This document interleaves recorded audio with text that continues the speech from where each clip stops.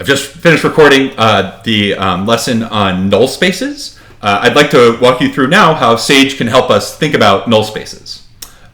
So in the first calculator cell here, I've just input some code that will verify whether or not a vector is in the null space of a matrix.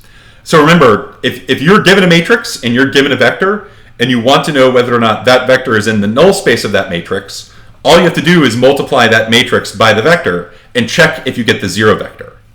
So in this code, I've predefined a matrix and I've predefined a vector. And the three print statements here will first print out the matrix, then it'll print out the vector. So that way you can check that your input is what you wanted. And then the third print statement just tells you what A times that vector is. So if I click evaluate here, I see that for the data that I predefined, my matrix was what? 4 by 3. So it only makes sense to multiply by vectors with 3 coordinates. The vector that I chose was 1, 2, 1. And when I multiplied my matrix by that vector, I produced the zero vector. So right away I know that this vector was in the null space. Now that's sort of a way we can do this ourselves. But we can maybe more efficiently do this by just directly verifying whether or not this is true. And the syntax we can use here is by checking whether or not A times V is Boolean equal to the zero vector.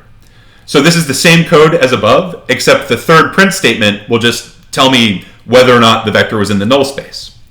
So if I click evaluate here, this is the same data as before. And the question is V in the null space? And here the answer is true. Now, obviously, we can tweak all of this input to our liking. So if I go back to the first box here, if I look at the vector, maybe I change this 1 in the last entry to a -1. If I click evaluate, I see that my matrix multiplied by this vector is definitely not the zero vector. So I can conclude myself that that vector is not in the null space. If I make the same change in the second calculator cell here, so I put a -1 in the last coordinate, I can rerun the program, and now it just tells me that the vector was not in the null space. So the answer to the question, is V in the null space after I've made these changes, is no, this is false. So one of the main applications of null spaces is the theory of eigenvectors. So remember that if we're working with an eigenvalue lambda, the associated eigenspace is the null space of the associated characteristic matrix.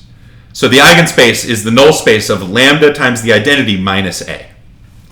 So if we want to, we can check whether or not a vector V is an eigenvector of a matrix A corresponding to an eigenvalue L.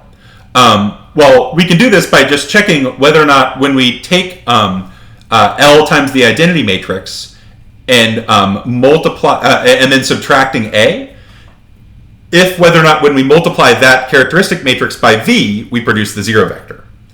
So here I've predefined a matrix, I've predefined a vector, and I've predefined an L here, -7. So let's click evaluate. So what's happening here?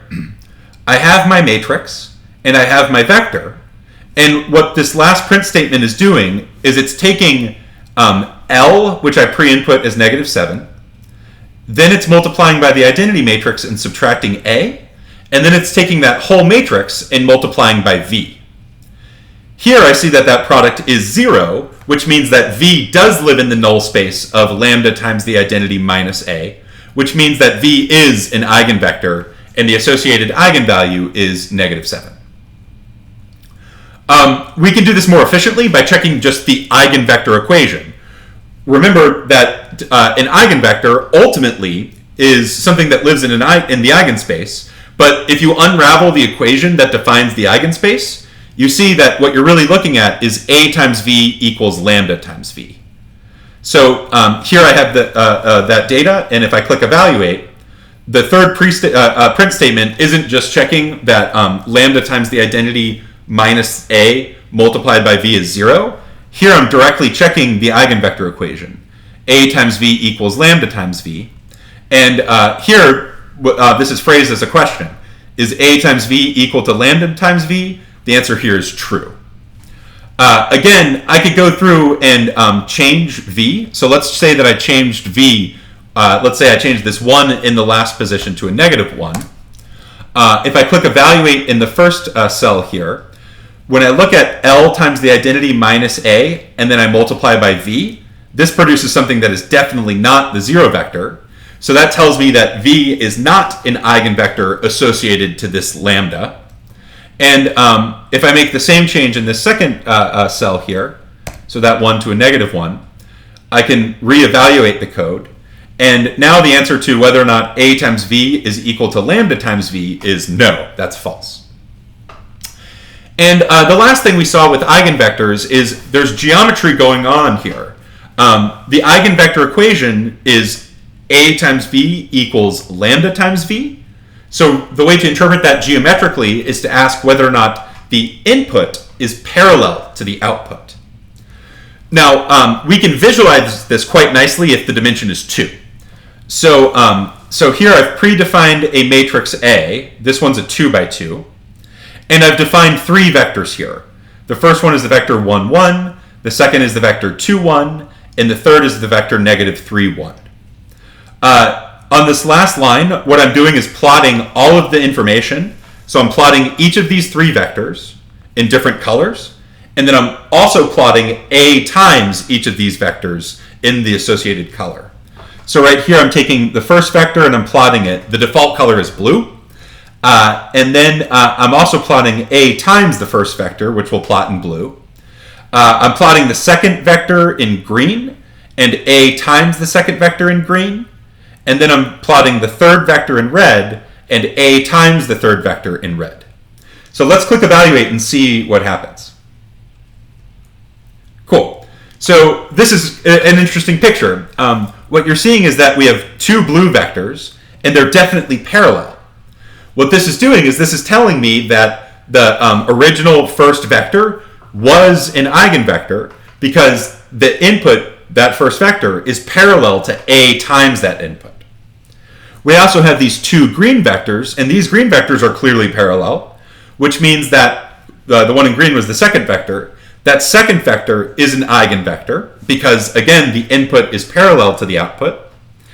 But we see here that the 2 red vectors are not parallel.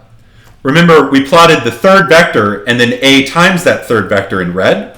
So here, the output is definitely not parallel to the input. So that third vector is not an eigenvector. So we have a nice little visualization of this particular example.